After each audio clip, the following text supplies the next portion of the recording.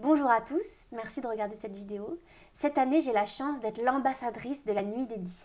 En tant qu'ambassadrice, j'ai décidé de me présenter. Je m'appelle Pauline Clément. Je suis dysorthographique, dyscalculique et un peu dyslexique. Et je le serai toute ma vie. Ça fait partie de ma personnalité.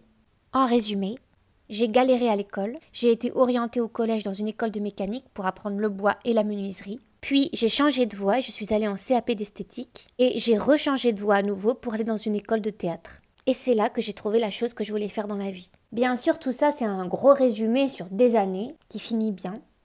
Avant tout ça, j'étais la dernière de ma classe. On me demandait si je faisais pas un peu exprès d'être nulle. On me disait que ça allait être très compliqué pour moi de trouver un métier. J'ai passé des heures et des heures en cours de soutien avec l'impression de ne jamais y arriver. Bref, j'ai complètement perdu confiance en moi. Alors j'ai essayé de me mettre dans une bulle pour me protéger. J'étais en classe complètement rêveuse et dans la lune. Je me suis rebellée, énervée, j'ai été insupportable. J'étais complètement mal à l'aise quand on me demandait par exemple « ça s'écrit comment circonflexe ?» J'étais bien embêtée parce que quand je lisais, j'avais l'impression que les lettres dansaient, un peu comme ça. J'avais peur de me faire arnaquer parce que je m'embrouillais un peu avec les chiffres. Et tout le monde était complètement effrayé par mes résultats scolaires. Heureusement, il y en a quelques-uns qui nous jugent pas.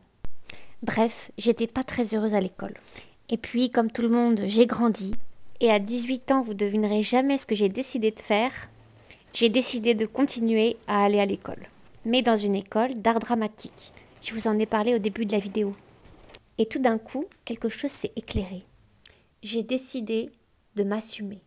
Évidemment, ça n'a pas été si facile que ça et ça a pris pas mal de temps. Mais en parlant autour de moi, je me suis rendu compte qu'il y avait plein d'autres 10 qui étaient comme moi, dans leur bulle.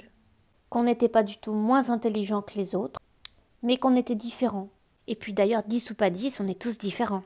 Je me suis mis à pas trouver ça si grave de faire des fautes d'orthographe, mais à trouver un peu naze ceux qui nous jugeaient pour ça.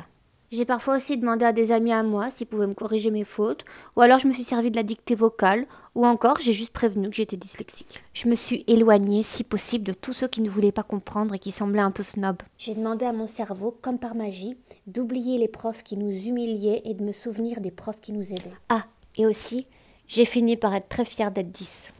Et comme dirait Vanessa Paradis, si t'as la moyenne en rien, tu peux faire des étincelles.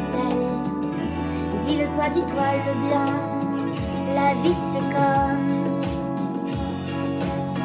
un tractopelle, t'as besoin de permis, t'as besoin de permis.